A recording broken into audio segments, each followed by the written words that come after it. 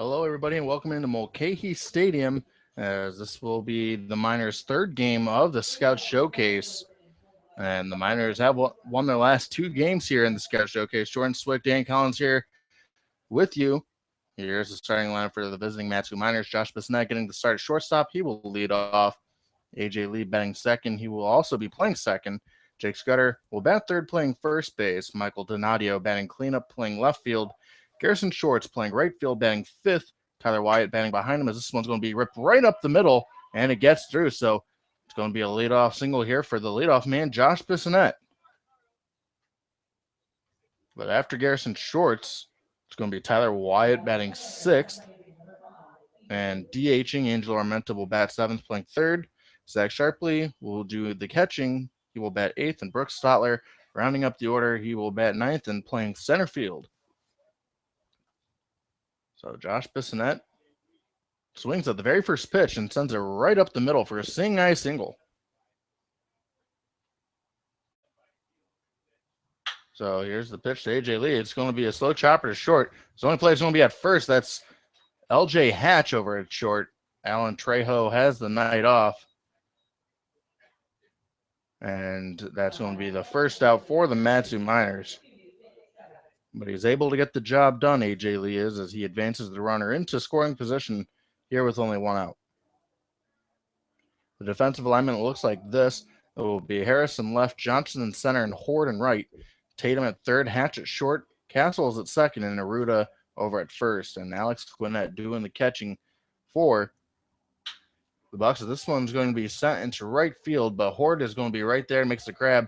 Josh Bissonnette tagging from second. He will advance to third, and there will be no throw.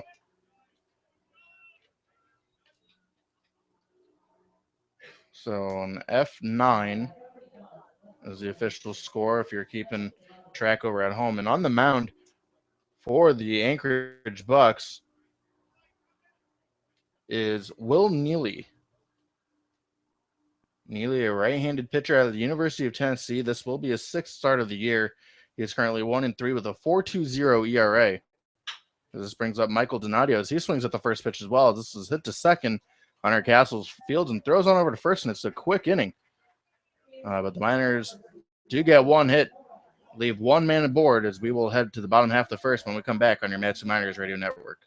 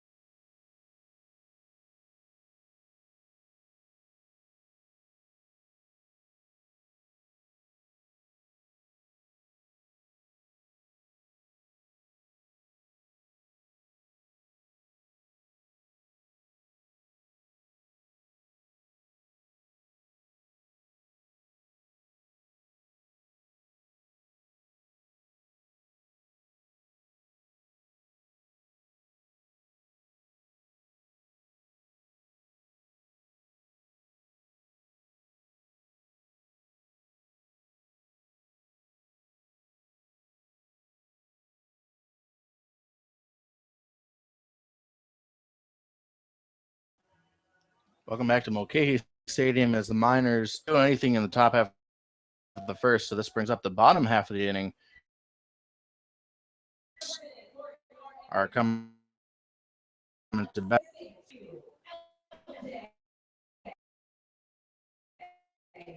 LJ Hatch up second. He will be playing second base. Brian Harris batting third, playing left field. McCarthy Tatum batting cleanup, playing third base here today. Michael Horde batting behind him, batting fifth, playing right. Aaron Aruda playing first base. Ryan Johnson hitting seventh. Alex Gwinnett doing the catching. He will bat eighth. And Willie Holmes rounding up the order. He will bat ninth and DHing here today. Here comes the 0-1. This one gets away from catcher Zach sharply and on for the Matsu Miners for the first timer, right-hander Gage O'Brien. This is his first start, like I mentioned, but this will be his 11th appearance total, and he is 1-3 this season with a 6.15 ERA, and he does have one save. So LJ Hatch following that pitch off, and the count's now 1-2 on the leadoff man.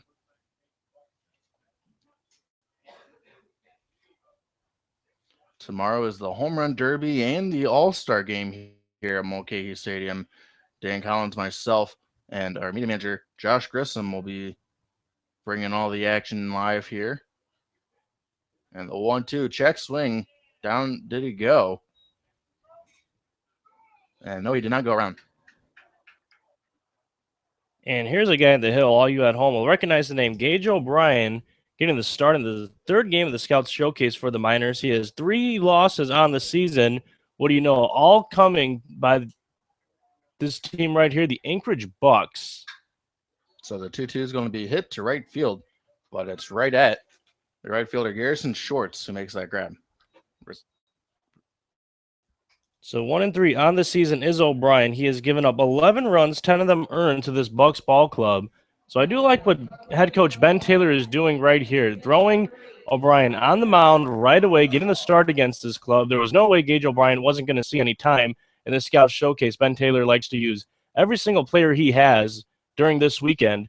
And if you're going to use Gage O'Brien, why not use him against the Bucs? It's a team he's been struggling against, and maybe rebound better mentally. Fix that psyche a little bit if you come out here for the first couple innings and do well against this club that you typically struggle against.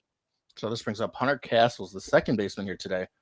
Usually that's where LJ Hatch will be playing when Alan Trejo's in the lineup, but because Trejo's not in the lineup, Hatch moves over to shortstop in the absence of Trejo.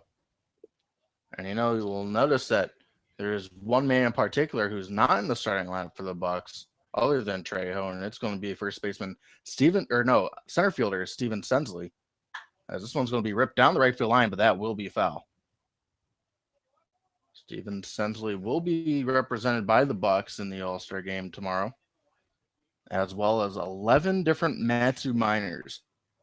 Andy Cosgrove, Jake Scudder, Levi Jordan, Josh Bissonette, Garrison Shorts, Michael Donadio, Justin Vernia, Trent Shelton, Jordan Floyd, Jacob Huey, and Gage Berland are the Miners being represented tomorrow.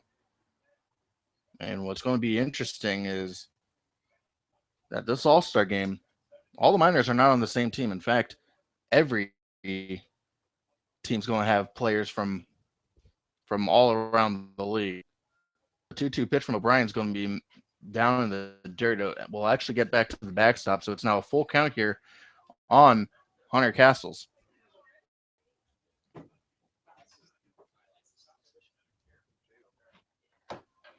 But you'll be able to tune into the Home Run Derby and the All-Star game right here on your Matsu Miners Radio Network as the 3-2 pitch from O'Brien misses high, ball 4.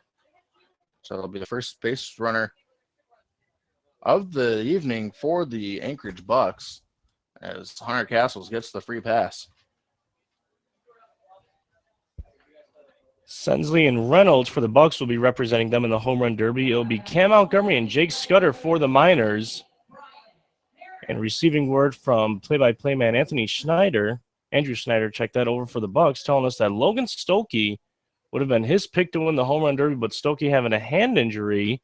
He was actually one of those men who pitched and hit for the Bucs. He had a game-winning home run against Gage O'Brien earlier this summer in this very ballpark, but was sent home because of that hand injury. So the ABL campaign over for Stokey here in the 2016 season. So this brings up the left fielder Bryant Harris for the first time this evening. Harris playing left field.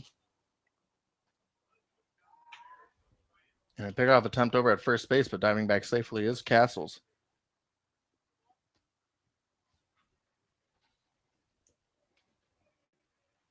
Head coach Ben Taylor will be one of the 2 managers during tomorrow's All-Star game. The other The other coach is going to be for this Anchorage Bucs team. And the way that works out is, well, these were the two teams in the top of the World Series last season. So both coaches being rewarded for getting there. There will also be a blue team and a yellow team. Those will be the jersey colors. In case you don't know much about Alaska, the colors of the Alaska state flag. And the runner goes and will get in easily since that pitch was down in the dirt. Head coach Ben Taylor will be coaching the blue side of town here tomorrow at Mulcahy Stadium for the All-Star game. So here comes the 2-1 by O'Brien, and that's going to be fouled back. And if you're wondering who's on skipper Ben Taylor's squad during the All-Star game, it's going to be Jake Scudder, Garrison Schwartz, Michael Donadio, Trent Shelton, and Jordan Floyd. Everybody else will be on that yellow squad, coached by Bucs manager Anthony Hutting. But here's a 2-2 count here on the left fielder Bryant Harris as Gage O'Brien steps off the mound.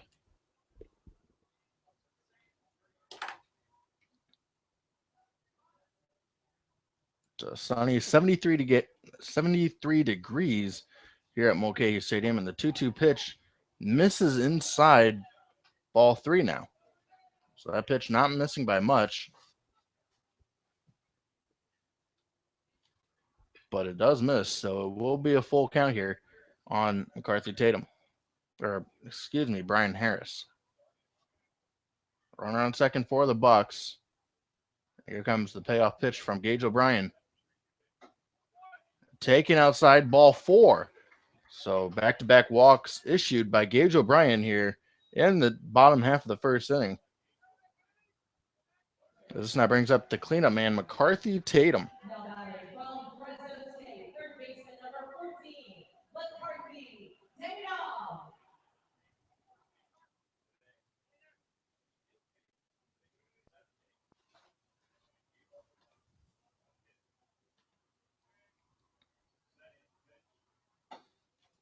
So here comes the first pitch from O'Brien, and it misses outside ball 1.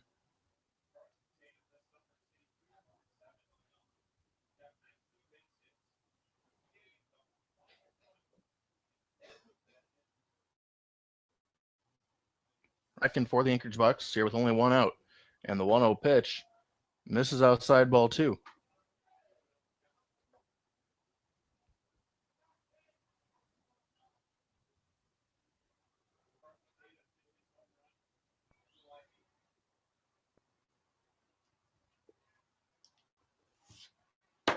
And Gage O'Brien stepping off the mound.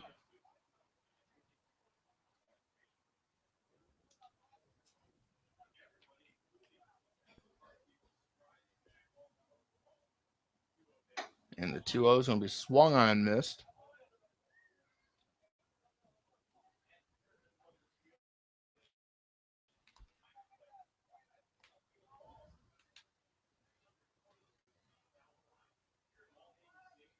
It is a scoreless game here at Mulcahy Stadium, and we're on the bottom half of the first. This is going to be hit to short. It's a double play ball. Bissonnette goes to second for 1, and Lee throws on over to first, and a great pick by first baseman Jake Scudder. And just like that, it's a pitcher's best friend, an inning-ending double play as the Anchorage Bucs strand 1, just like the Miners did in the first inning, as we now head to the top of the second when we come back on your Matching Miners Radio Network.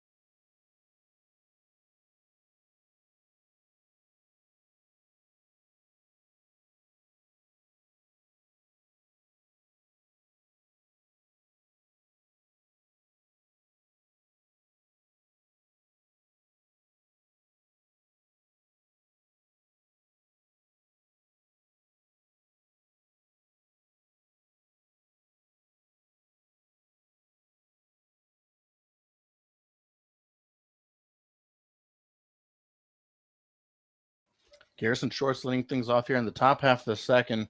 Tyler Wyatt and Angelo Armenta are to follow him. Yesterday, Garrison Shorts had an opposite field home run,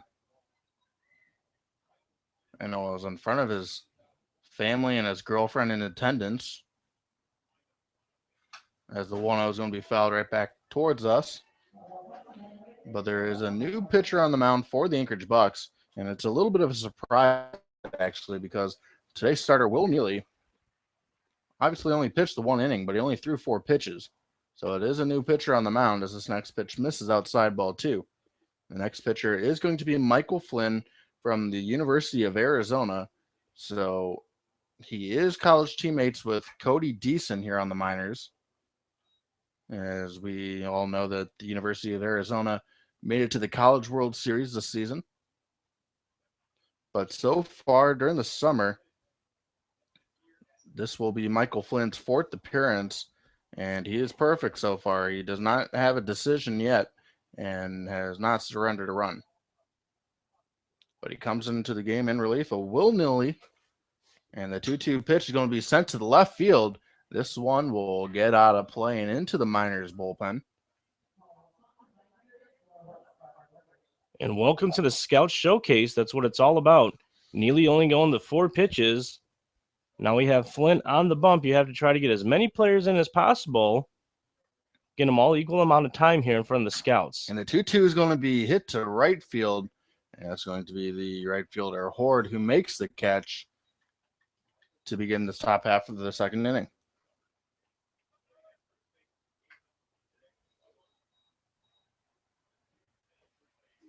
So the next man is going to be the designated hitter, Tyler Wyatt.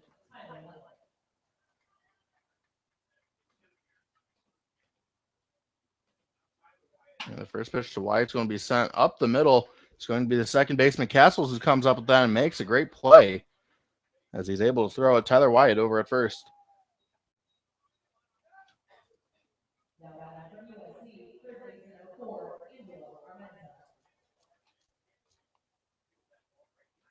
So that brings up Angelo Armenta.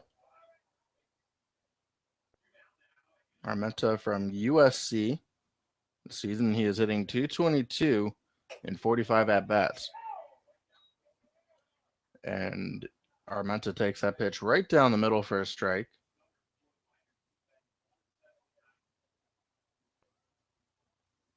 And the 0-1 pitch is going to be swung on, popped into foul territory. And the third baseman, McCarthy, will to make the out. And it's a 1-2-3 inning for the Anchorage Bucs as we now head to the bottom half of the second inning when we come back on your Matthew Miners Radio Network.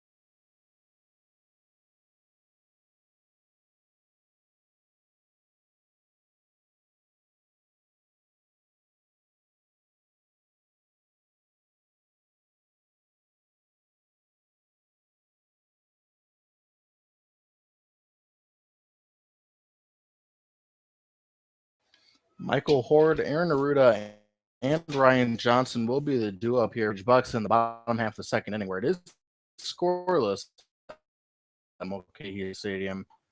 Gage O'Brien back out. Score is going to be taking ball one.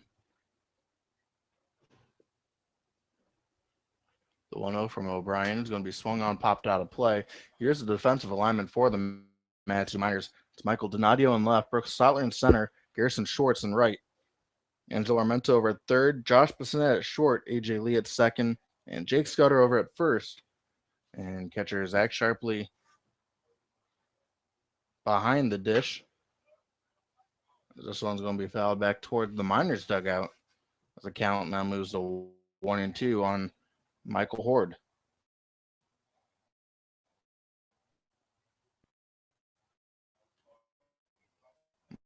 Michael Horde, all bears like last pitcher for the Bucs, Michael Flynn. And the 1-2 down low ball two now.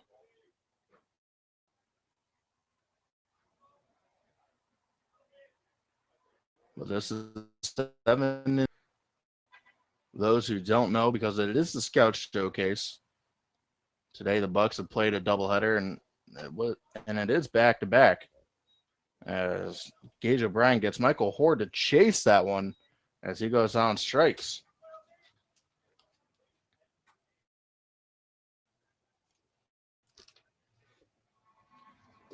So the first strikeout issued by Gage O'Brien here today.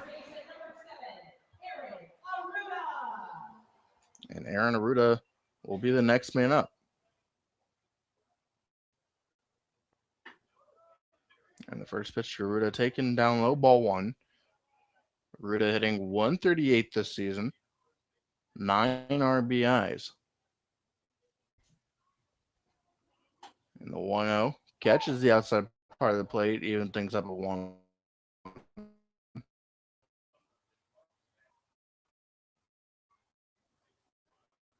Seven players, in fact, hitting below 200.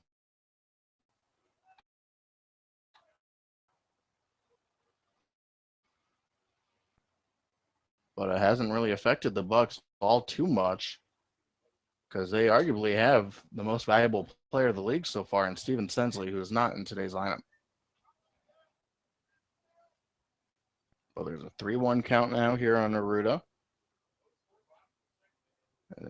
Here comes the 3-1 pitch from O'Brien. Taken for a strike, so it's now a full count here on Arruda. The dimensions are 325 to the corners and 410 to deep center field. There's a very small breeze, or a light breeze, heading from right field to left. Here comes the payoff pitch from Gage O'Brien. He gets him to swing and a miss there. And because it's a drop third strike, Zach Sharpley comes up the line and he's able to complete the out over at first. So back-to-back strikeouts issued here by Gage O'Brien. As this now brings up Ryan Johnson.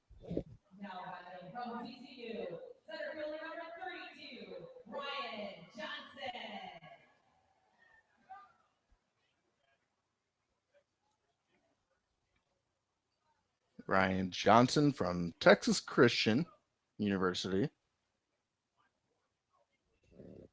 And the first pitch to him from O'Brien misses inside ball one. Johnson, so far this season, hitting, .095 and 21 at-bats. And it's 2 for 21. And he does have 1 RBI. He's ahead of the count right now with a 2-0 count, that is. And the thing about playing summer ball is there's always going to be time to increase your batting average. As he swings and misses there. If he gets a couple hits in a few games, that batting average is obviously going to skyrocket.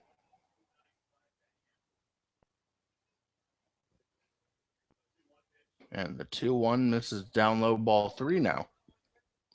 O'Brien has walked 2 batters so far in the ballgame.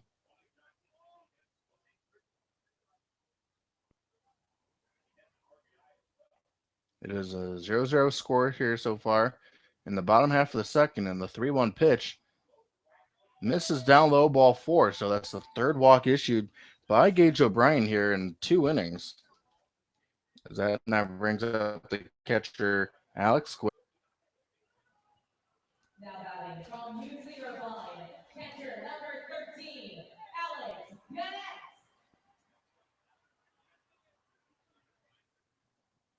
Alex Gwinnett hitting 185 with 2 RBIs this season. Ryan Johnson gets his lead. This one's going to be swung on back to the backstop. Ryan Johnson had a pretty big lead over there at first base. He does not have a stolen base. In fact, he's only attempted once, and he was thrown out. But it'll be interesting to see if the sign on.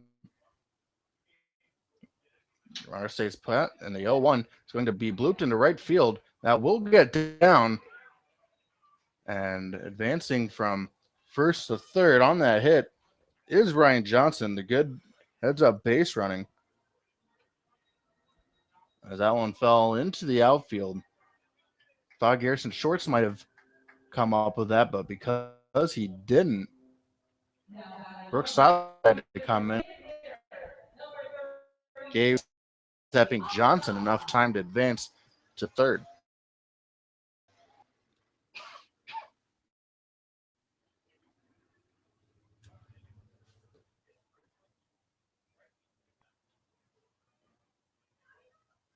So runners here at the corners with 2 outs for the Bucs.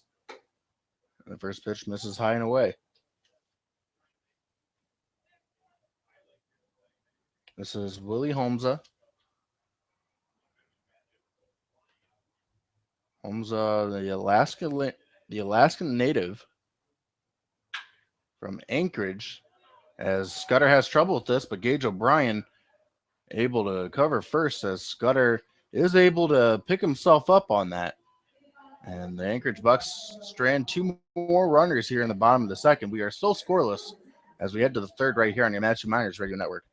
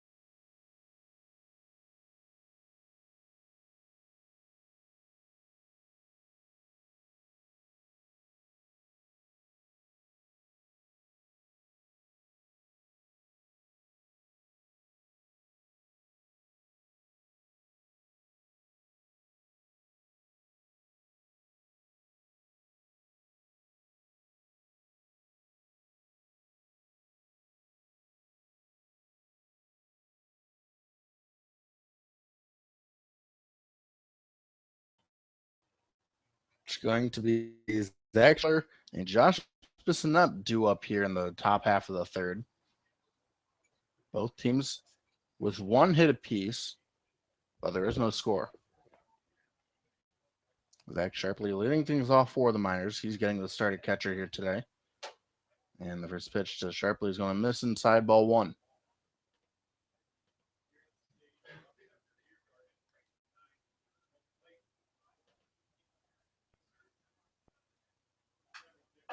The one was going to be fouled back to the backstop.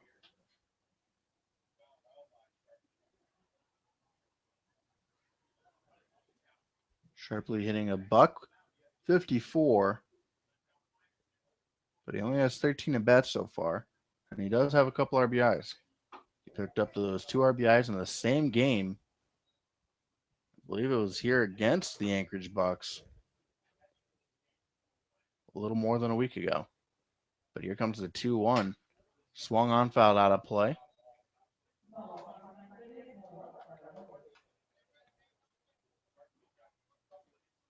Michael Flynn back out for his second inning of work here for the Anchorage Bucs. He has a 2-2 count here on Miners catcher Zach Sharpley. We await the 2-2 pitch. Swung on and missed. He got him to chase, as that's going to be the first strikeout issued by Michael Flynn. It's the first strikeout for the Miners hitters here today. So Brooks Stotler hitting 9th here today. Stotler playing center field. And this is going to be hit right up the middle. It's going to be a sing-eye single for Brooks Stotler, the second base hit of the day for the Miners. And the other guy with the hit for the Miners is coming up to the plate, and Josh Bissonette. Miners are being kind of aggressive here early on offensively. They're not really taking a whole lot of pitches.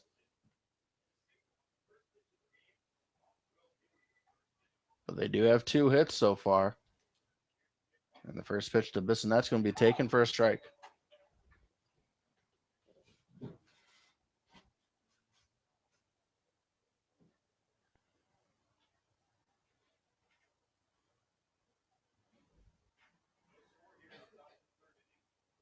Stotler does have 1 stolen base.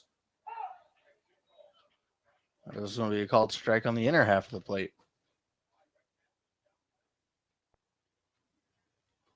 Stotler does have speed, the 1 stolen base, like I mentioned, but he has been caught stealing 4 times.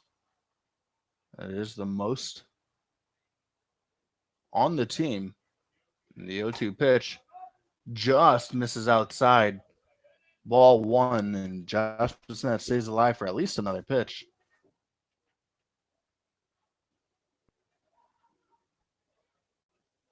But no score here at Mulcahy Stadium, 1 out.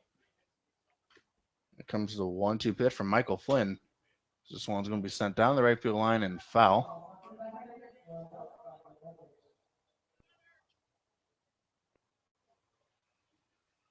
This is an exhibition game, so it will have no effect on the standings, and it also has no effect on the conference stats, because this is considered a non-conference game.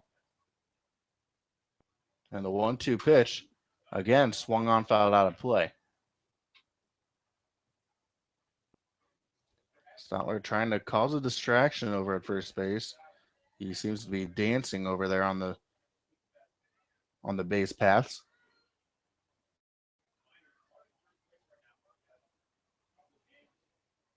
AJ Lee awaits on deck. He will be next.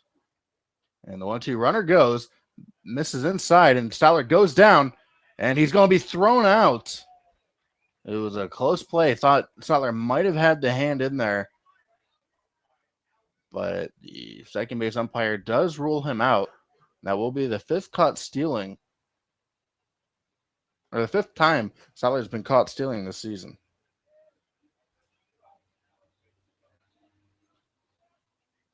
So 2 outs here, and here comes the 2-2 pitch. Swung on and missed. Bissonette goes on strikes.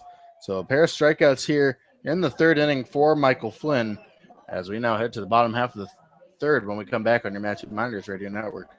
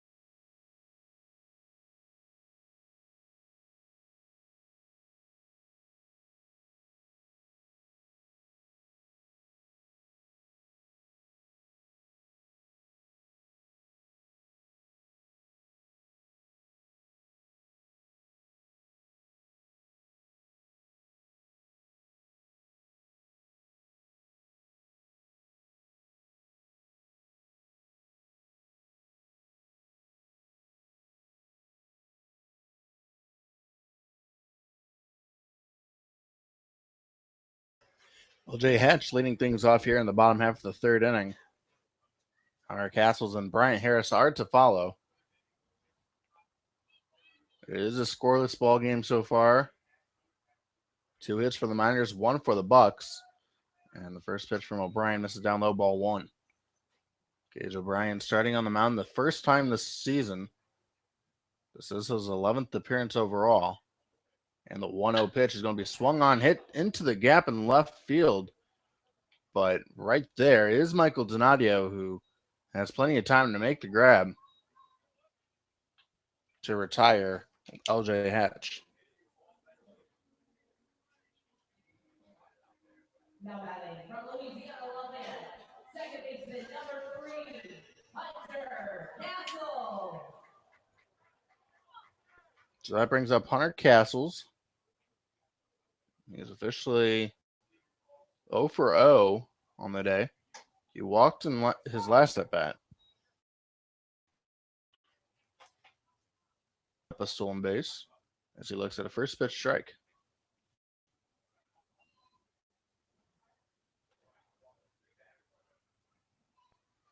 And the 0-1 pitch from O'Brien. Got him to swing and a miss. So Castle's down in the count 0-2 now. Castle's hitting 125 on the year. Couple extra bases, 1 RBI. And here comes the 0-2 issued by O'Brien. Just misses outside. So there's now a 1-2 count here on Hunter Castles. So he looks to see another day. And looks like the breeze has stopped. And the 1-2 is going to be swung on, fouled back to the screen.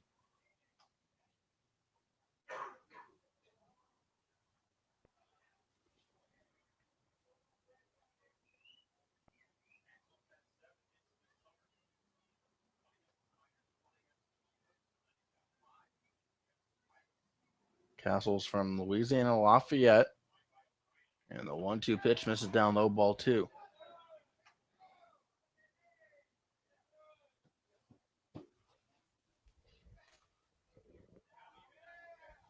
He does play ball at Louisiana Lafayette, but he is from Richmond, Texas. So not too far away from home. As here comes the 2-2 pitch from O'Brien. This one's going to be sent to left field. But right there is the left fielder, Michael Donadio, to retire Castles for the second out of the inning.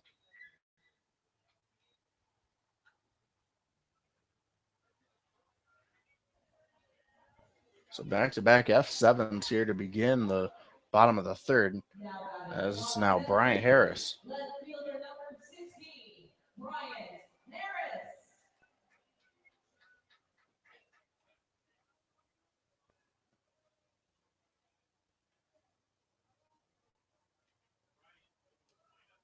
So O'Brien's first pitch catches part of the plate. Strike 1. Bryant Harris walked his last time.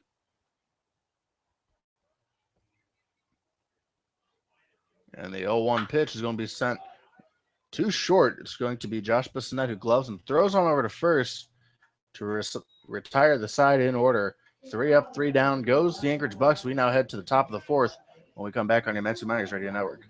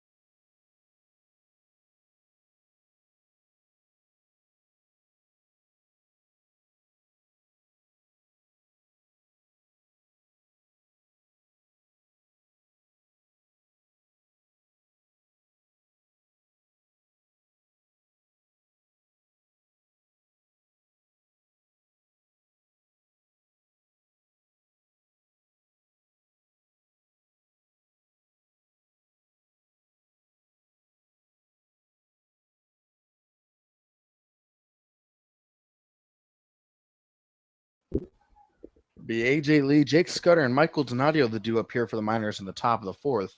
It is a 0-0 score at Mulcahy Stadium. And what is the last game of the Scout Showcase? AJ Lee shows bunt, but will be called a strike. AJ Lee so far today 0 for 1, grounded out to short during his last plate appearance. And the windup and the pitch swung on and missed. AJ Lee down the count. Now 0-2. This season, AJ Lee hitting 175. Has 2 extra base hits, one of them being a home run and 5 RBIs. As the 0-2 pitch is going to be swung on foul down the right field line. It should find the seats, and it will.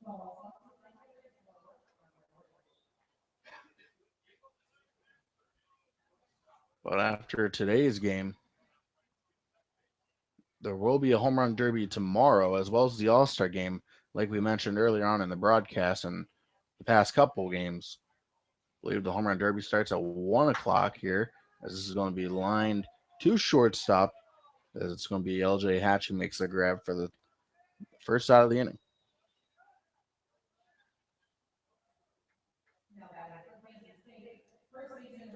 I've never gotten to call a home run derby before, so that will be pretty interesting. Something I can cross off my, I guess you could say, bucket list. Definitely not a bad one to have on the list. Jake Scudder at the dish. We will see how many home runs he gets tomorrow night. He'll have a chance to crank a few out. And we are supposed to have his Kansas State teammate Josh Roulette on the broadcast with us during that time. If things change, we will let you viewers know. And rumor has it that we will be willing to give Roulette the first home run call for Scudder if he does agree to jump on the broadcast with us. Josh Roulette, a fantastic teammate down here with the Matsu Miners. So Scudder down on the count 0-2 as he sends this one into center field. It's going to be Johnson who comes in to make the grab to retire Scudder for the second out of the inning. So a couple flyouts here in the fourth inning, as Michael Donadio is going to be the next man up here with 2 outs. Michael Donadio is second on the team in batting average. He's hitting .289 this season. Does not have a home run, but 7 RBIs. And get this, he's a guy who walks a lot. In fact, he leads the team now in walks with 16.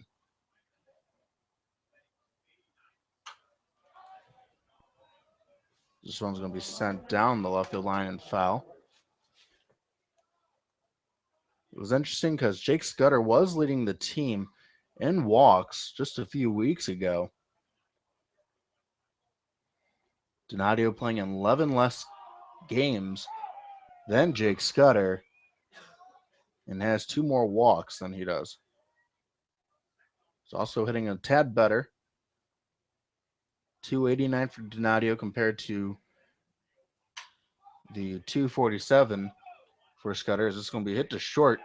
LJ Hatch throws on over to first, and he's able to retire Michael Donadio just in time by a whisker. But the Miners again go 1-2-3 inning. We will now head to the bottom half of the fourth, where there is no score here at Mulcahy Stadium, right here on your Metro Miners Radio Network.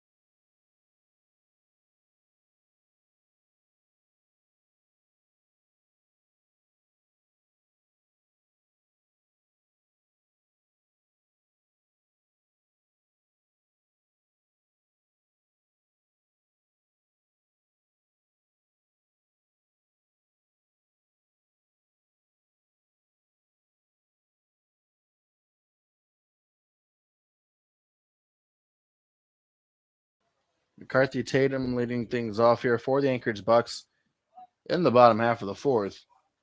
Michael Horde and Aaron Aruda are to follow. Here comes the first pitch by Gage O'Brien, taking down low, ball one. McCarthy Tatum back in the first, grounded into an inning-ending 6-4-3 double play. And the 1-0 pitch from Tate, or issued to Tatum, is going to be taken outside ball two.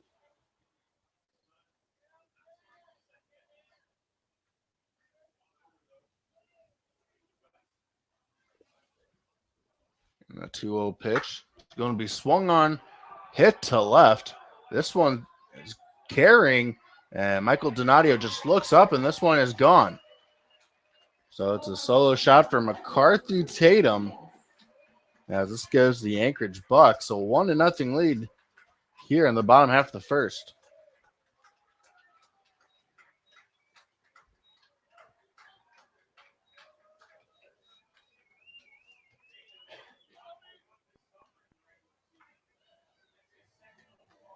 That is McCarthy Tatum's second home run of the season, but unfortunately this will not count toward the conference stats in which everybody pays attention to.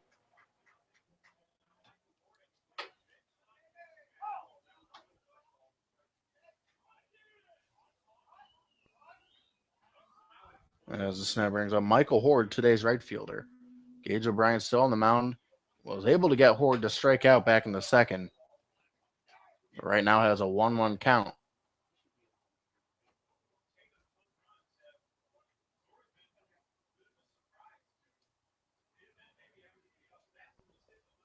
The 1-1 pitch from O'Brien's going to be swung on, hit to left.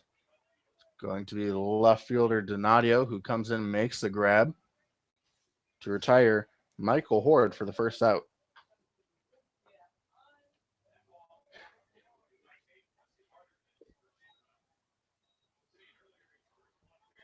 Now batting from Fresno State, first baseman number 7, Aaron Aruda.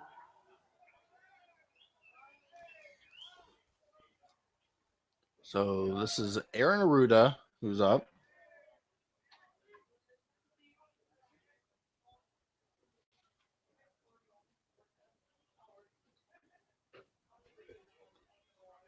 The Bucs do lead now by a score of 1-0 after the solo shot given up by Gage O'Brien.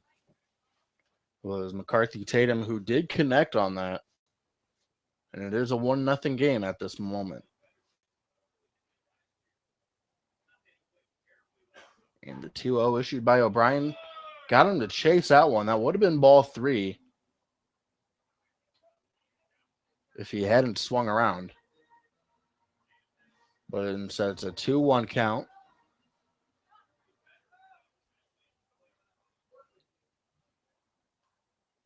So here comes the windup and the pitch. Misses down low and outside, perhaps, ball three.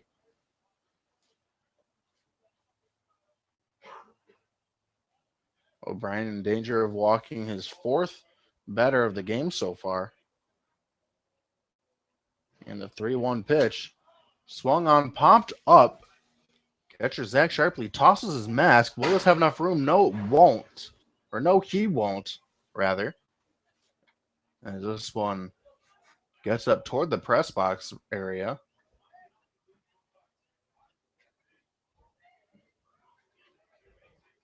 So they got now 3-2 here on Aaron Aruda, who struck out his last time up. Time will be called here by Aruda.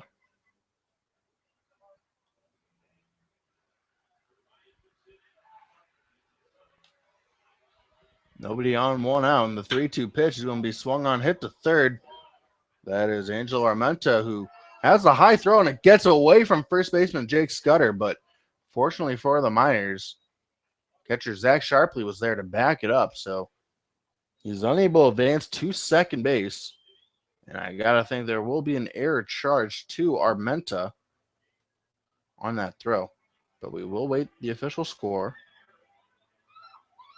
Now batting from TCU, center fielder Can't imagine it'll be anything else. It is a play that Armenta probably should have made.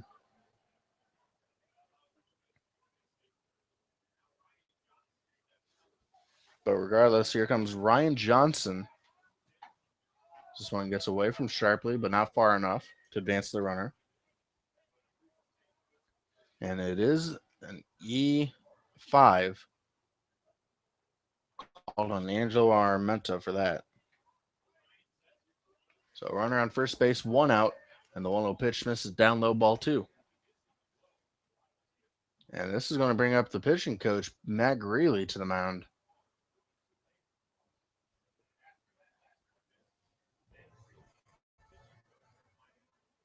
Perhaps this is a settle down game. It says it's 4th inning of work here today as well. I mentioned it is his first start of the summer.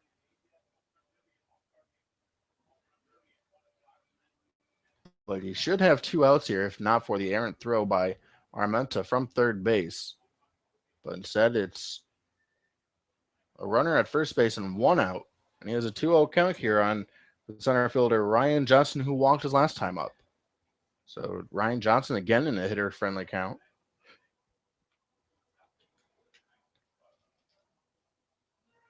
So the mound visit will conclude as pitching coach Matt Greeley will head back to the dugout.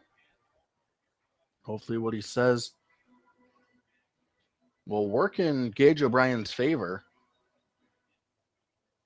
If you missed it, it was a solo shot by McCarthy Tatum here in the bottom of the 4th. The Bucs do lead 1-0. And the 2-0 down low again, ball 3. So Ryan Johnson with a very big hitter-friendly count. 3-0, that is. O'Brien in danger of walking in for the second straight time. And the 3-0 pitch misses inside, ball 4. So that's the second walk for Ryan Johnson today. And that is the 4th that's the 5th walk. Now batting from UC Irvine, catcher number 13. Actually, no, that is the 4th walk issued by Gage O'Brien.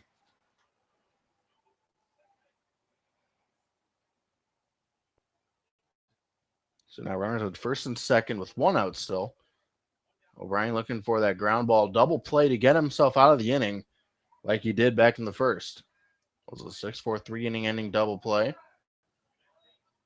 And the first pitch to Alex Gwinnett taken outside, ball 1. So that's 5 consecutive pitches thrown for a ball for Gage O'Brien. And the 1-0 pitch misses high, ball 2. So O'Brien really struggling to find the strike zone.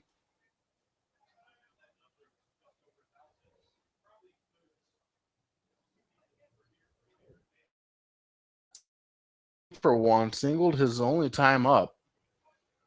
And the 2-0 pitch catches the inside part of the plate for a strike. As O'Brien finally found the strike zone yet again. But he has been a little wild today. He did walk 4 batters. Has thrown more balls than strikes in this outing. But he has kept the runs down to a minimum. You can ask for your starter is to keep you in the ball game, and that's exactly what O'Brien has done. But Alex Gwinnett now has a 2-2 count on him. O'Brien looking for the strikeout or the ground ball, which could lead up to a double play. But the Miners need an out here. And the 2-2 pitch swung on, fouled out of play.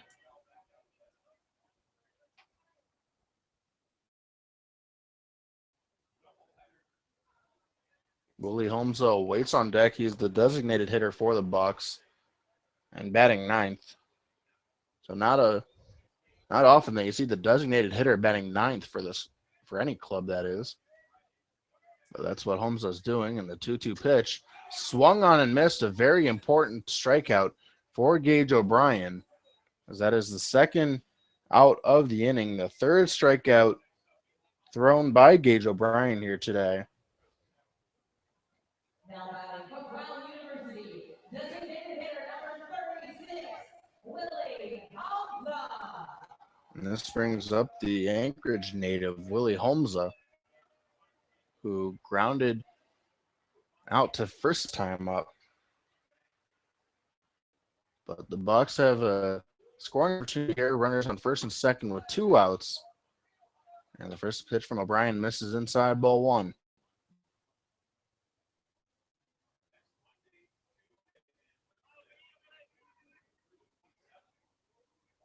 "73 pitches is the pitch count so far for Gage O'Brien.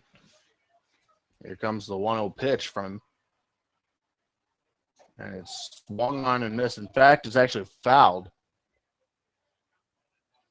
As the count evens up to 1-1. O'Brien looking to get out of the inning with only giving up that 1 run. If he's able to do that, it's a job well done this inning. It was a leadoff home run to McCarthy Tatum here in the 4th. And the 1-1 pitch misses outside ball 2. So the Bucs do lead 1-0. But the Bucs are looking to extend their lead.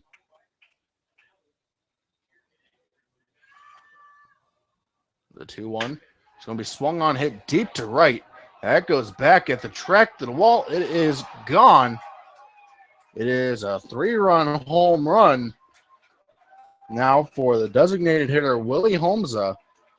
Something that you wanted to see if you're Gage O'Brien. You're a pitch away from potentially getting out of the inning.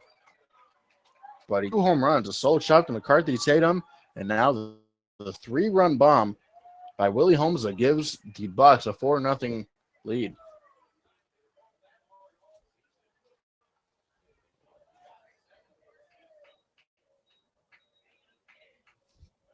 From the Mexican State, shortstop number 2, LJ Hatch.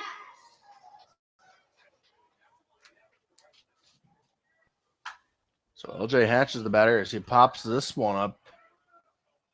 This will be out of play, it looks like. Armenta and catcher Zach Sharpley are meeting over in foul territory, both trying to make a play back to the seats.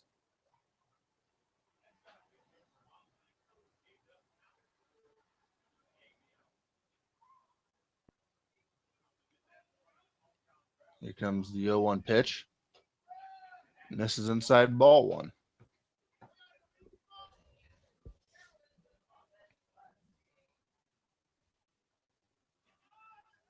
This is a 7-inning ball game during the Scout Showcase, and a 1-1 pitch. And this is high ball 2.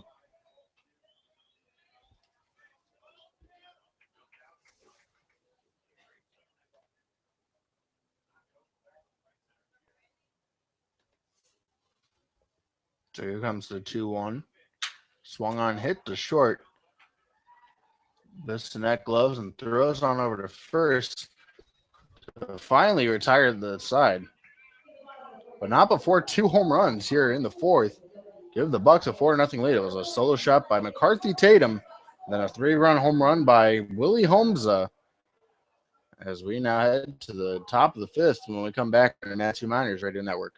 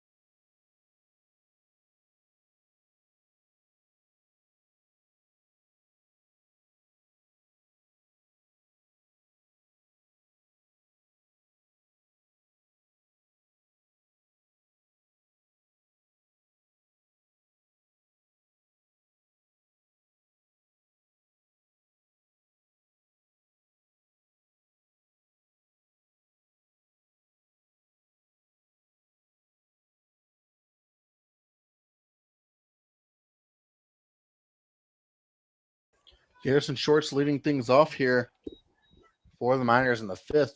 It was a 4 spot for the Bucs in the fourth. So the Miners trail now by a score of 4-0. And Shorts he takes that first pitch for a ball. So a new pitcher on the mound for the Anchorage Bucs. This one's going to be hit to first. Aaron Aruda over there. He will toss to the pitcher. The new pitcher, Zach Reed, who was covering. So 3-1 ground out here to begin the fifth. Zach Reed from the University of Tennessee calls home in Montgomery, Alabama this season in the ABL. This will be his 12th appearance. He is 0-2 with a 4.29 ERA. So this brings up the designated hitter Tyler Wyatt.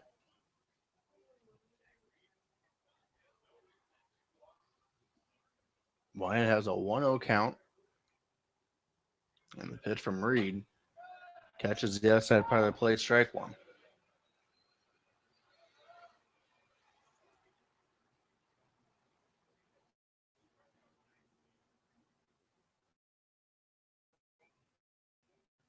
Line delivery, miss, gets back. So 1-2 count. Hit. The Miners bullpen. Would imagine we'll be seeing in relief for Gage O'Brien. And the 1-2 misses outside.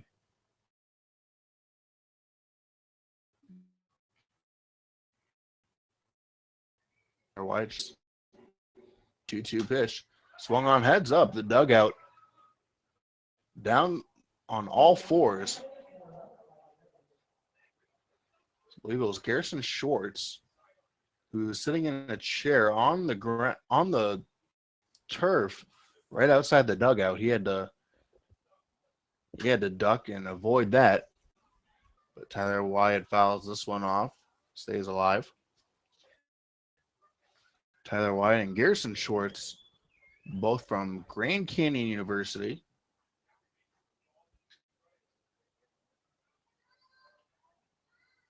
Angelo Armento waits on deck. 1 out, nobody on. Here comes the 2-2 pitch.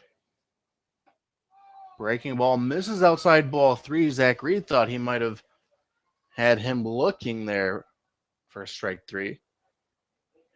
But Wyatt lives to see another day.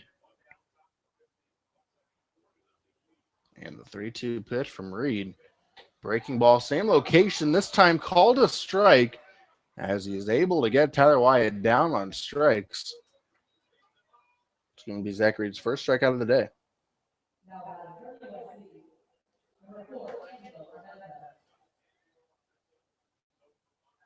So Angelo Armento 0 for 1 today. Flew out to the third baseman in foul territory. First pitch to Armento, taken for a strike.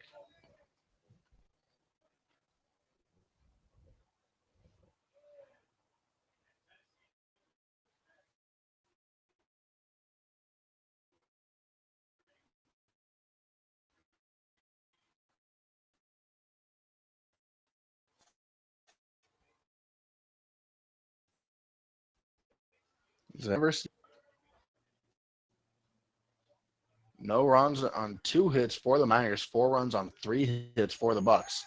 Armenta swinging at a ball. So it's a strike here. Looked a little foolish on that, but fortunately he still is alive here to this AB. Here comes the 1-2 from Reed. Breaking ball, misses outside ball 2, able to lay off that. Armenta's USC teammate, Zach Sharpley, awaits on deck. But his deuce is wild right now. 2 balls, 2 strikes, 2 outs on the scoreboard as this one is going to be swung on, fouled back to the backstop.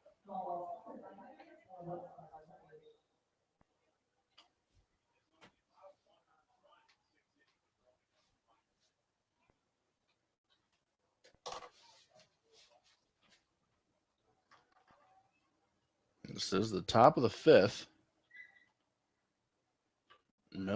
or 4-0. This is a score, as this one's going to be sent back to the backstop again.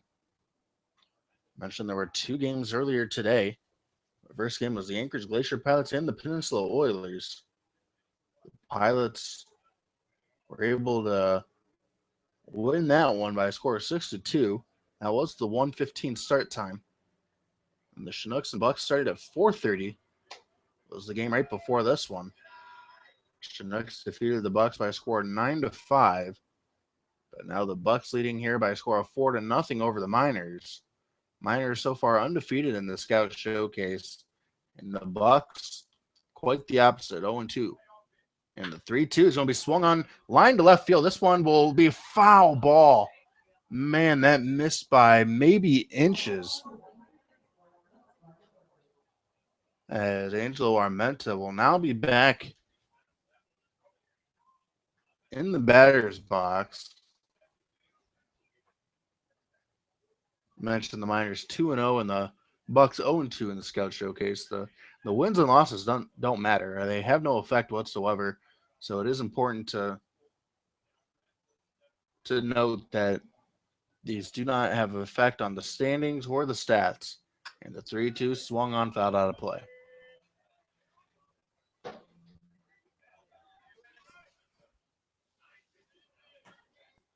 So Armenta having a good at bat. This is the 9th pitch. Or that was the 9th pitch that he saw. This will be the 10th pitch thrown to Angelo Armenta. So here comes the payoff pitch. Misses down low, ball 4. Zach Reed with the breaking ball. It looked good, but it was probably a little low. As the Miners have their first base runner since the first inning. Here's Armenta on the base on balls.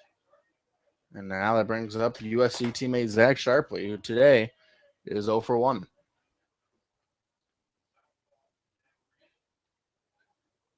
The first pitch to Sharpley is going to be taken for a strike.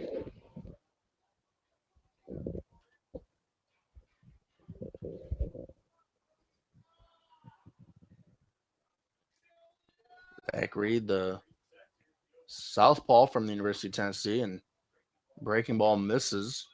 Even the count 1-1.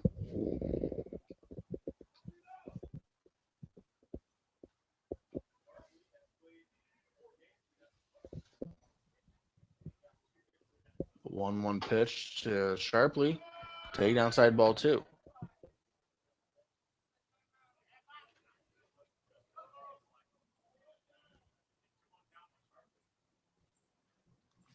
The 2-1 count here on Zach Sharpley, and the 2-1 pitch is going to be swung on and missed. Deuce is wild.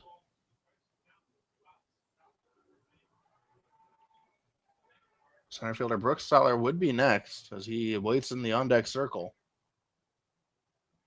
Here comes the 2-2 pitch with 2 outs.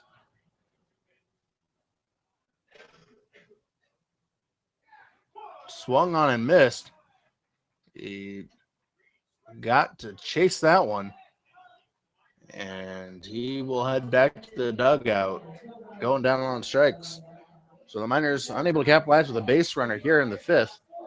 We'll now head to the bottom of half the inning when we come back on your Madison Miners Radio Network.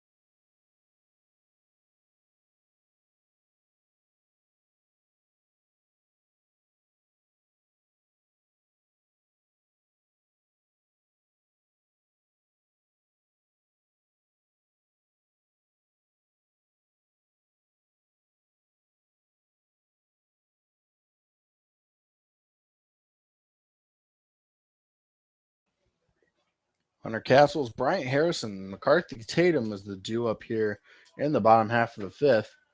And the first pitch taken inside ball one.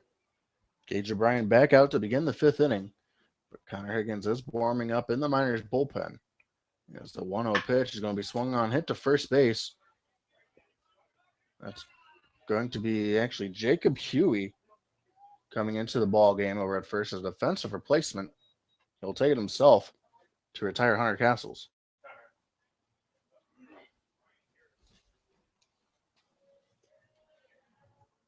Now batting from Tennessee, left fielder number 16, Bryant Harris.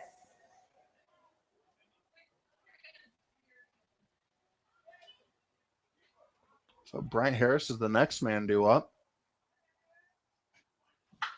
As this one's going to be drilled into left field. Donadio looks up, and in fact, that is a gone. And that's the third home run given up by Gage O'Brien in this game. Two coming just last inning. Another solo shot given up by O'Brien here. As Bryant Harris connects on that solo shot, as the Bucs now lead by a score of 5-0 over the Miners.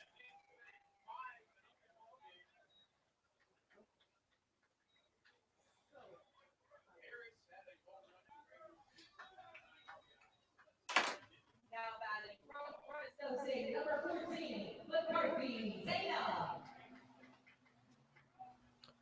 So this brings up the other guy or one of the other guys who hit a home run last inning. It was McCarthy Tatum, who started things off in the fourth inning with a solo shot off O'Brien. Then it was Willie Holmes later on that inning with a 3-run home run, and now Bryant Harris. So 5-0 lead. This one's going to be ripped up the middle, and we'll get through.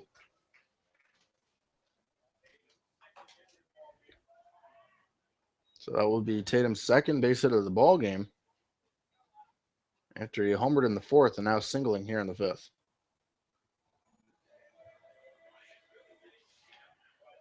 Now batting from Arizona, right fielder number 23, Michael Hard.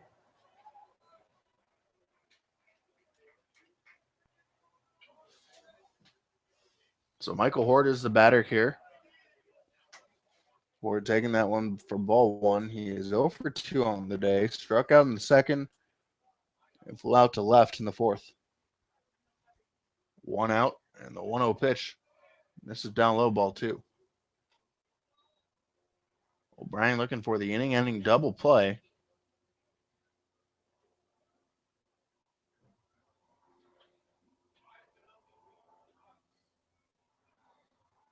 Here comes the 2-0 pitch. This one's going to be drilled down the right field line. That might be foul, and it is. That definitely had the distance. But O'Brien able to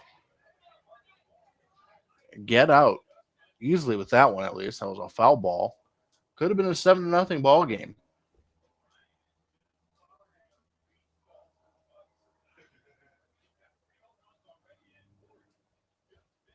Michael Hort just missing out on a 2-run home run. He has a 2-1 count. And the pitch misses outside ball three. Now it looks like O'Brien doesn't want to really give Hort anything to swing at here because he's capable of taking him yard. 3-1. Just able to get a piece of it is Hort. Now it's a 3-2 count.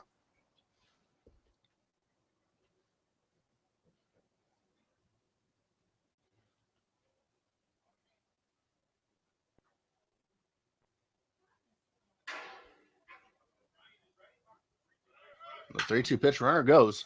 This one's going to be hit foul. They're sending the runner on the payoff pitch here with only one out. And why not? Bucs have a 5-0 lead. Even if he gets thrown out at second base,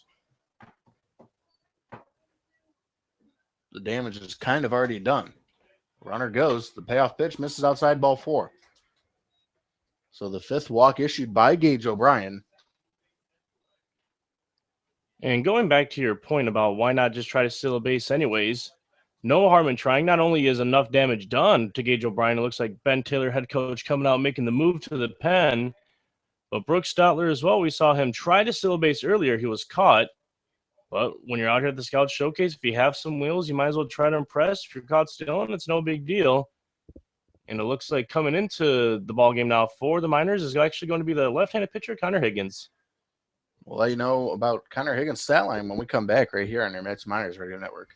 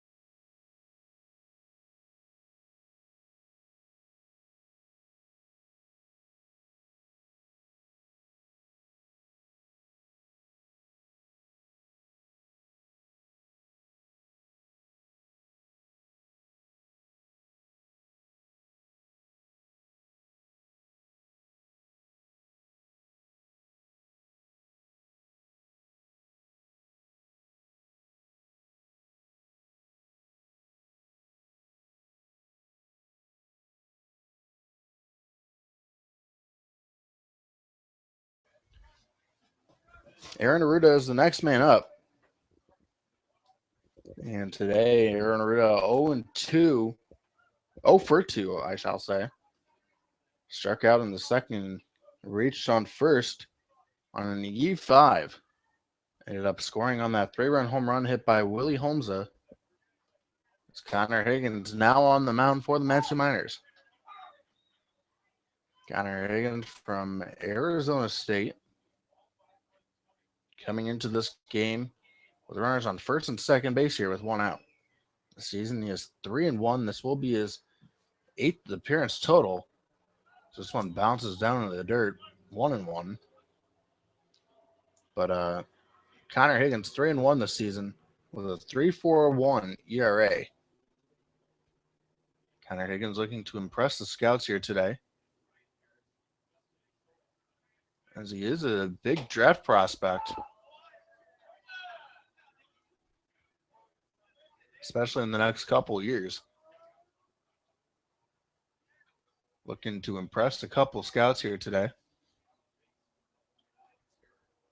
And then also during his time at Arizona State. And the 1-2 pitch from Higgins misses outside ball 2.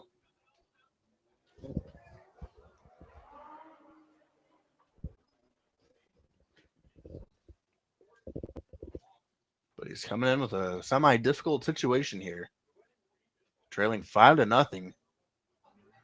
Runners on first and second with only one out. And the 2-2 misses inside ball 3.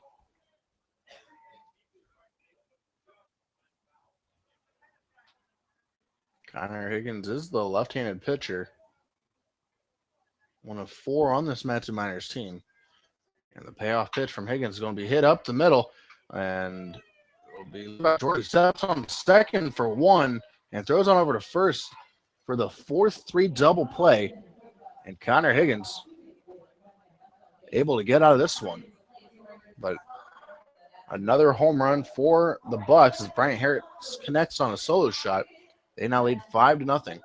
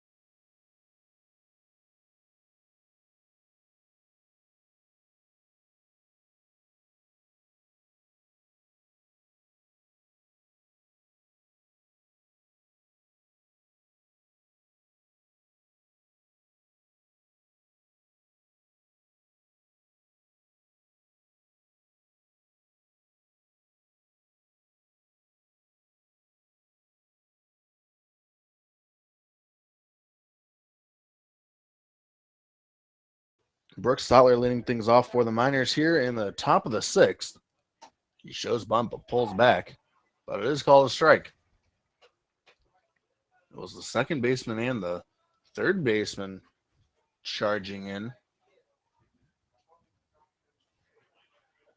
Stotler opting not to show bunt here as this one misses outside, ball 1.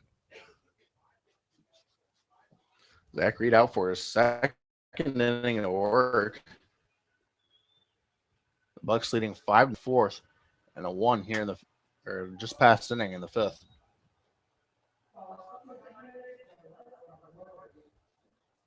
So 1-2 count here on center fielder Brooks Stotler. Stotler has one of the 2 hits for. The other guy is in the on deck circle, that being Josh Bissonette. And the 1-2 pitch to Stotler is going to be swung on, fouled out of play.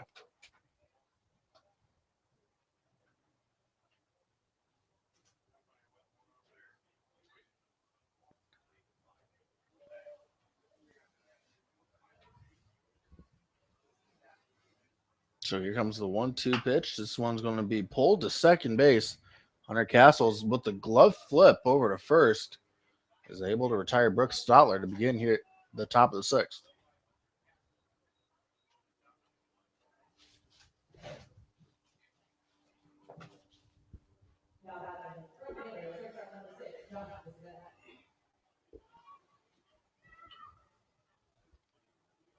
So Josh Bissonette, the other guy with the base hit for the Miners here today, is now up to bat. Levi Jordan, who came in as a defensive replacement for AJ Lee, awaits on deck.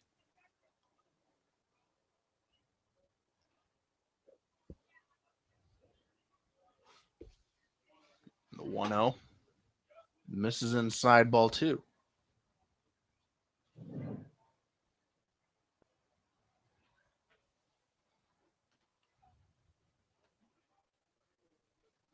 The 2-0 pitch catches the outside part of the plate, strike 1. It was a kind of rough outing here for Gage O'Brien as he went 4 1/3 innings pitch, gave up 5 hits, 5 runs. However, 2 of them was earned. Gave up 5 walks and struck out 3. This one's going to be swung back and fouled out of play. But fortunately for the Miners, Connor Higgins was able to get the ground ball double play to get out of the inning. But perhaps the damage was already done. Zach Reed misses outside, ball 3. It's now a full count. Zach Reed back out for a second inning of work. And the 3-2 pitch. Breaking ball misses outside, ball 4. So Josh Bissonette will be on base for the second time here today. Their first time on the base on balls. And now Levi Jordan is the man up. Jacob Huey is on the on-deck circle. Came on placement for Jake Scudder last inning.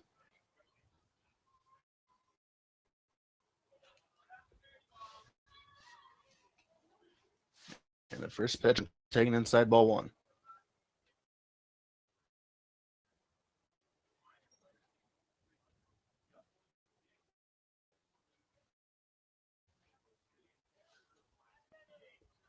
Josh Bissonette over at first. He will stay pat, and that one actually hits Levi Jordan on the back. As he will head on over to first base, so that brings up Jacob Huey for the first time here today.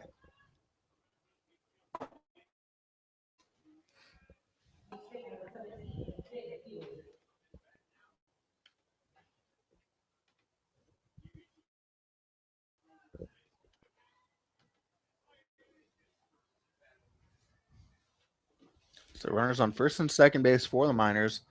Josh Bissonette over at second. Levi Jordan over at first. Miners still trailing 5-0, looking to eat back at some runs here. This is the second to last inning for the Miners. And the first pitch going to be hit to second base. Castle's on to second for 1, and the throw on over to first in time for a 4-6-3 double play as we now head to the bottom half of the sixth when we come back on your Match Miners Radio Network.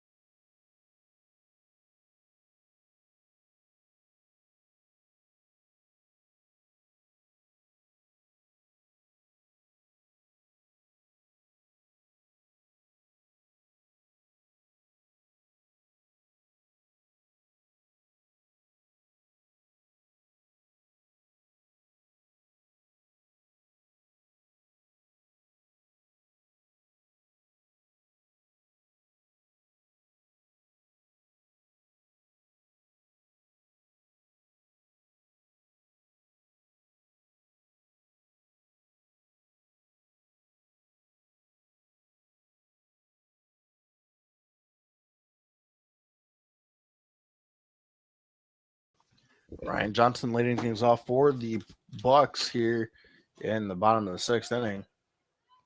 It's the bottom three for the Bucs.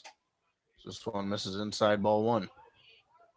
It is important to note that even if the Bucs have the lead after 6.5, they still will bat in the bottom of the seventh inning.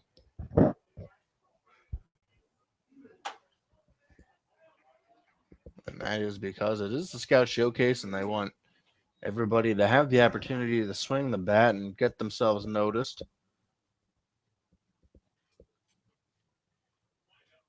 And the 2-0 misses inside ball three. Connor Higgins struggling early on to find the strike zone. In fact, he fell behind Aaron Aruda. I believe he had a 3-1 count on Aruda before he grounded into the 4-3 inning double play. And the 3-0 misses high ball four. So on 4 pitches, Ryan Johnson earns the free pass as Alex Gwinnett will be the next man up. Now batting from UC Irvine, pitcher number 13, Alex Gwinnett.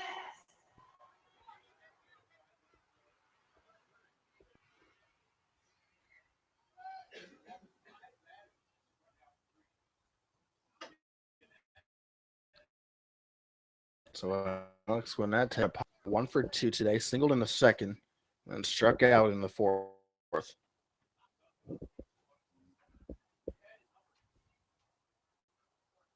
Willie Holmes waits on deck.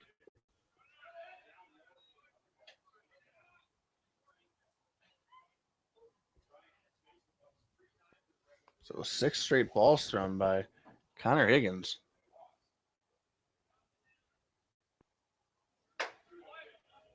And he's able to get the fastball on the outside part of the plate.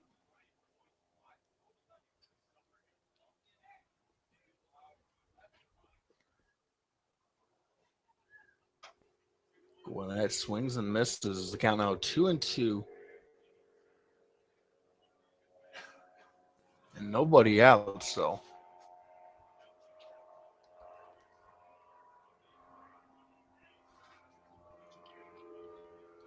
The 2-2 pitch misses outside ball three.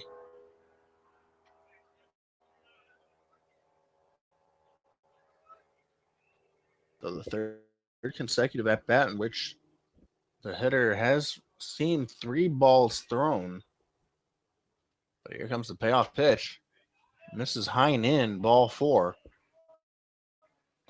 In the last 2.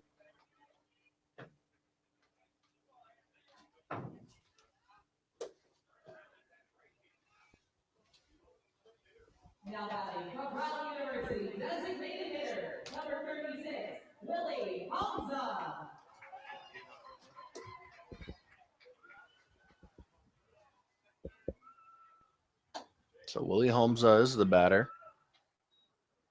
If you recall, he's the one who blew this game wide open with a 3-run bomb in the 4th inning. It ended up being a 4-run inning for the Bucs. As pitching coach Mac really coming out as happy. Higgins, but the 3 batters that he has faced so far here today, he's fallen behind. Yeah, and Greeley out there with his mound visit now with catcher Andy Cosgrove talking things over with Connor, who is having a really hard time finding the strike zone this half inning. And I know that when these scouts are out here in attendance and these pitchers are on the bump showcasing, they like to typically throw as hard as they can. You can't blame Connor, who can light up the radar gun, for absolutely whipping it up there at the plate, but perhaps that is what's maybe off of his location. So maybe if he takes a mile or two off of that fastball, perhaps he could get a little bit better location. It'll be much worth it if he could do that in front of these scouts.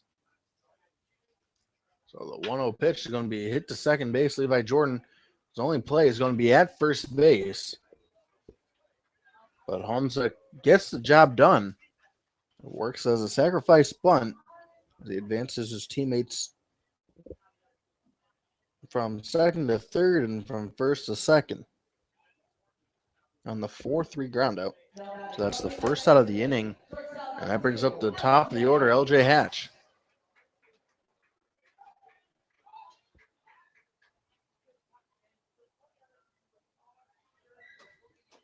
LJ Hatch taking that one down low, ball 1.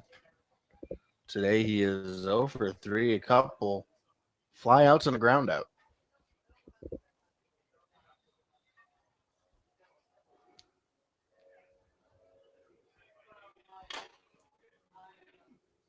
The 1-0 pitch misses, ball 2.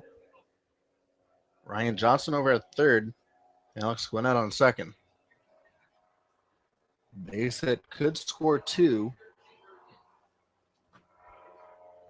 And the 2-0 from Higgins. This is outside, ball 3.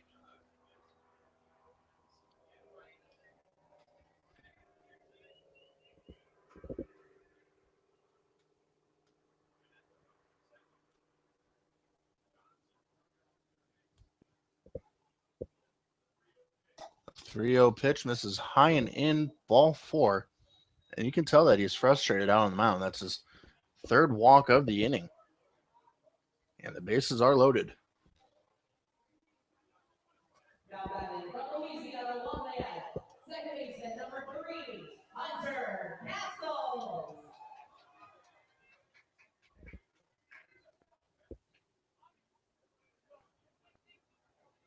So Hunter Castles is the next man up. Castles playing second base here today. This one's going to be hit to short. But sent on to second for 1. Levi Jordan's throw over to first.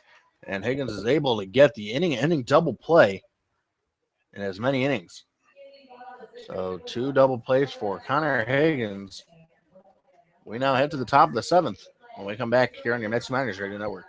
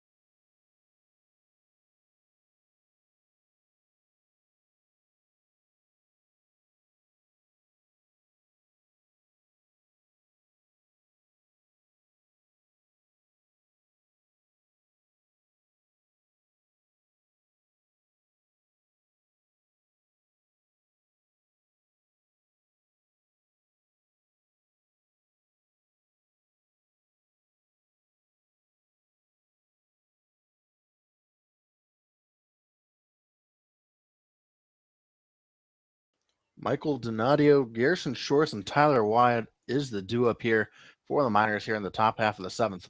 Bucs leading 5-0 as Donadio sends us over to first base, and Aruda will throw on over to the pitcher who's covering for the first out of the inning.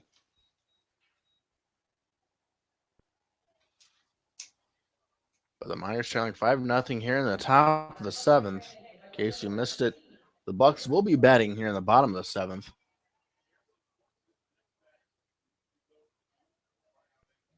Because it is the Scout Showcase. And Garrison Shorts looks at a first pitch strike. Shorts today over 2, a fly out and a ground out. It's only his 2 appearances here today at the plate. And the 0-1 misses outside.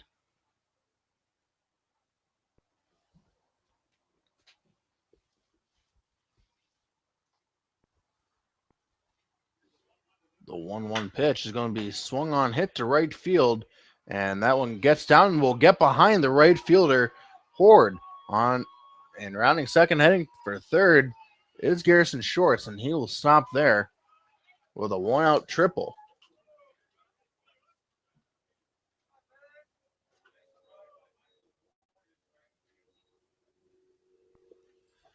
Michael Horde kind of had no shot at making that play, so it was a little surprising that he was coming in trying to make the diving catch. But it seems like he kind of regretted that.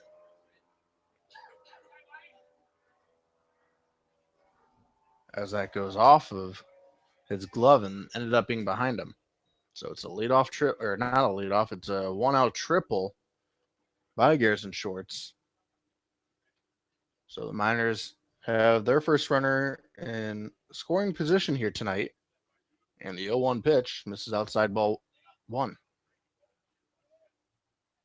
Zach Reed out for his third inning of work. Looking for the third inning, or the 3-inning save. Come in right away, and he's shut the door down here on the Miners. This one misses again, ball 2. But for Gage O'Brien, 4 1/3 innings pitch, 5 hits he gave up. Also gave up 5 runs and walking 5 while striking out 3. As Wyatt swings and misses here to even up the count of 2-2. But then Connor Higgins came on, got the inning double play to get out of the 5th inning. And Higgins getting the double play again in the 6th. This one misses outside ball 3. Well, that's where we stand at this point. A 5-0 lead for the Bucs. And here comes the 3-2 pitch from Zach Reed. Breaking ball outside ball 4. So the second base runner of the inning for the Miners. And the next man up is going to be the third baseman, Angelo Armenta.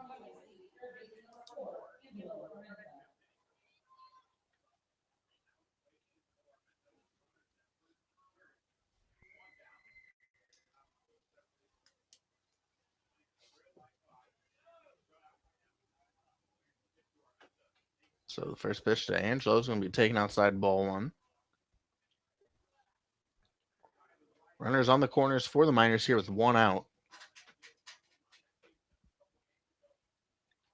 Miners trailing 5-0. And the 1-0 misses outside ball 2 now.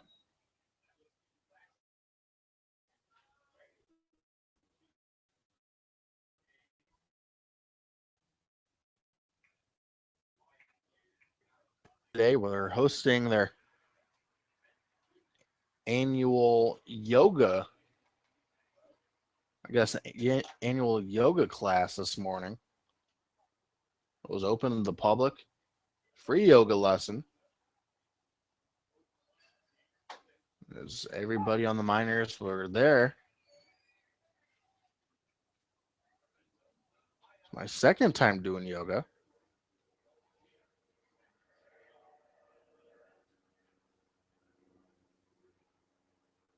It was my broadcast partner Dan's first time. And the 2-1's going to be popped up This should get into the seats, and it will. Mentioned how it was only your second, my first. Looked like quite a lot of the minors. It was not their first go around, and catches you at no surprise considering they are ball players, and a lot of them actually had some pretty good moves. Trent Shelton being one of them. The 2-2 pitch is going to be swung on, fouled out of play. Josh Bissonette being another. He actually came in quite the uniform. One of those blue fancy workout shirts, forgot what they're called, and pair of nice workout shorts. Had the hair all tied up in a samurai bun, and he was ready to go. The 2-2 is going to be fouled off again by Angelo Armenta. Miners looking to tie the game here, but there's still a long ways to go. They're going to tie it up this inning. Catcher Andy Cosgrove awaits on deck. Here comes the 2-2 pitch from Zach Reed. This one's going to be popped up. This should stay in play. Catcher Alex Gwinnett tosses his mask as Angelo Armenta fouls out.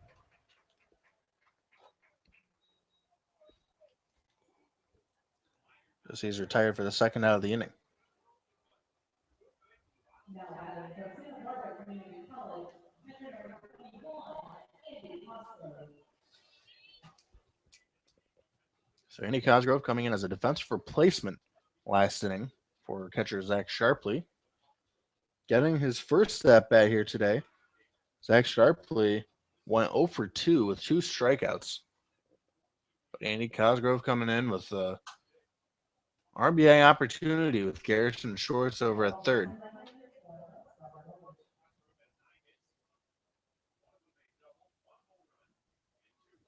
"56 pitches so far for the lefty Zach Reed from the University of Tennessee, and he's pitched a dandy so far. In fact, all the Bucs pitchers have thrown a gem here today. Will Neely was a starter, but he only threw 4 pitches in that first inning. So he was able to retire the side. Then a new pitcher came on the mound named Michael Flynn. Flynn came on for 3 innings of work, only gave up the 1 hit.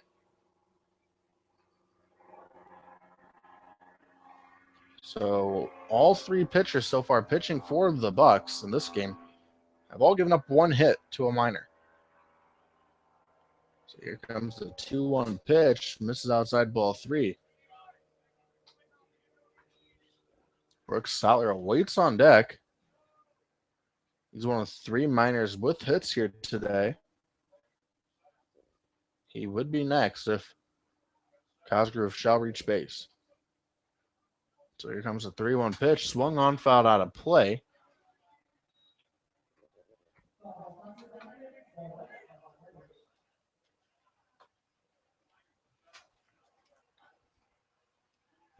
Wyatt over at first base. He will be off on the 3-2 pitch.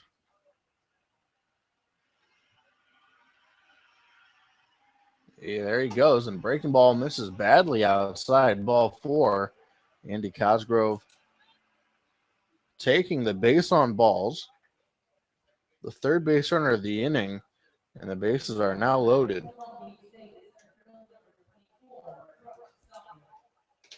And this is one of the guys you kind of want up in this situation, especially because he has one of the 3 hits here today for the Miners.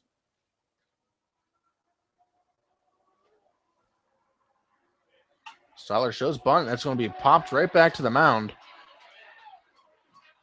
And that will be the 3rd out of the inning. So the Miners will lose here today. But the Bucs will be coming to bat in the bottom half of the 7th inning when we come back here in your Matching Miners Radio Network.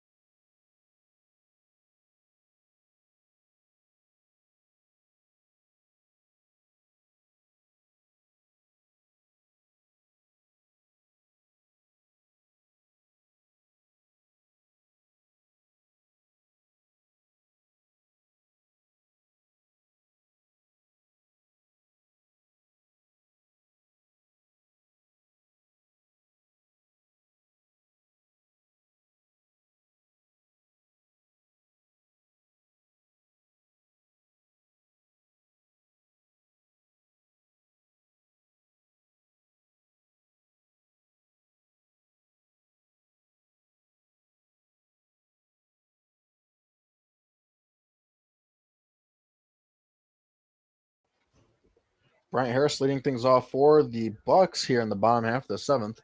Bucs leading 5-0. And the first pitch to Harris is going to be taken strike one. Bryant Harris connected on a solo shot off today's starter Gage O'Brien back in the first. Or back in the fifth inning.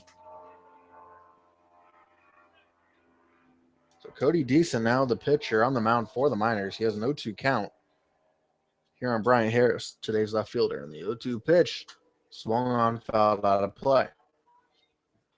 Cody Deason from the University of Arizona. But he's from California, and this season, this will be his third appearance. His first out of the bullpen. This one's going to be hit down the third base line and foul. So far this season, Cody Deason 0-1 with a 2.70 ERA and only 6 2/3 innings.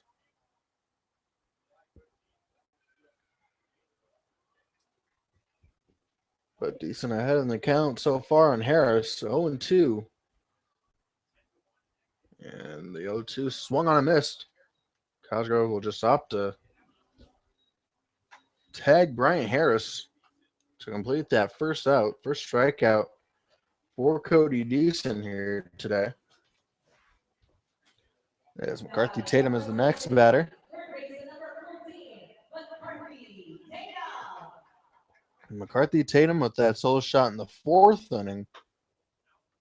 And then a single in the fifth.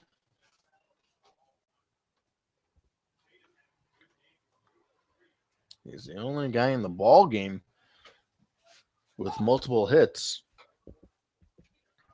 As he looks at a called strike.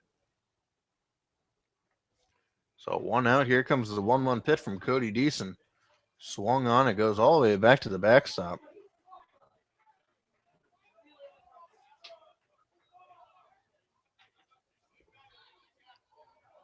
So 1-2 count on McCarthy Tatum.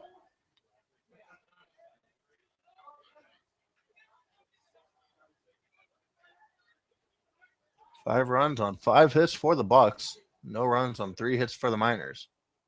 And the 1-2 pitch swung back to the backstop.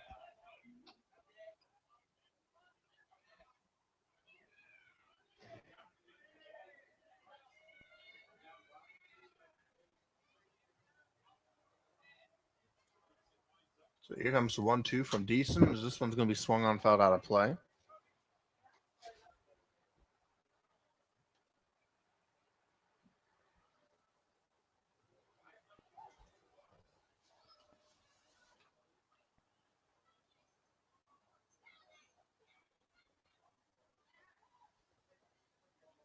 A 1-2 delivery.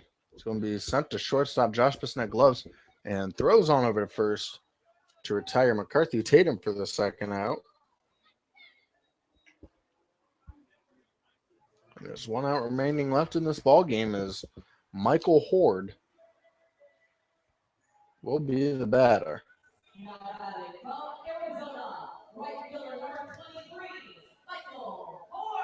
And an interesting matchup we have going on here. Michael Horde versus Cody Deason, the college teammates.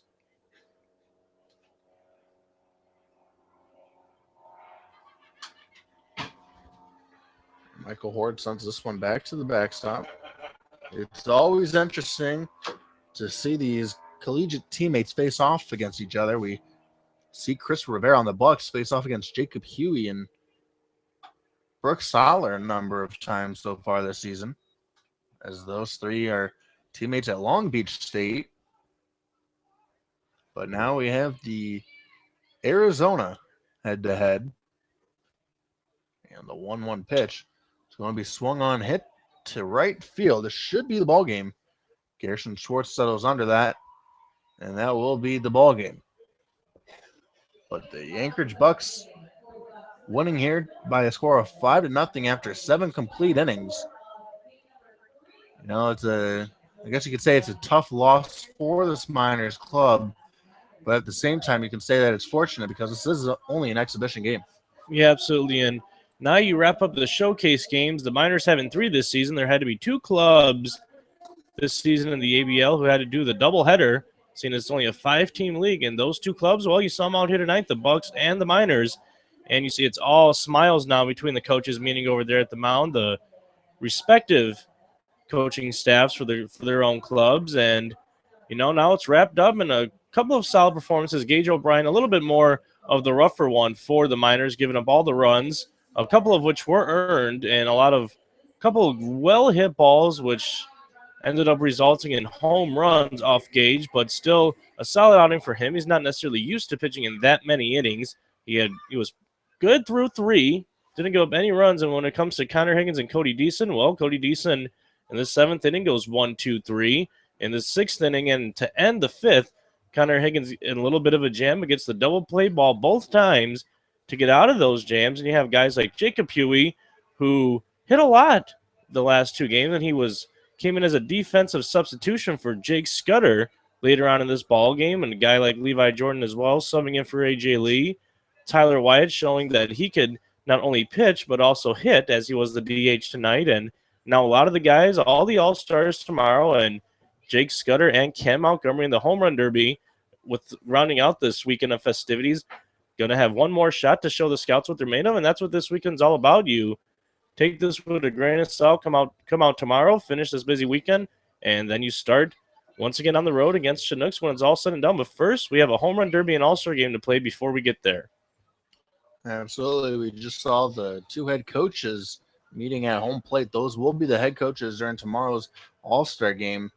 As Miners skipper Ben Taylor will be the head coach of the Blue Squad, and the Bucs head coach Anthony Hutting will be the head coach of the Yellow Squad.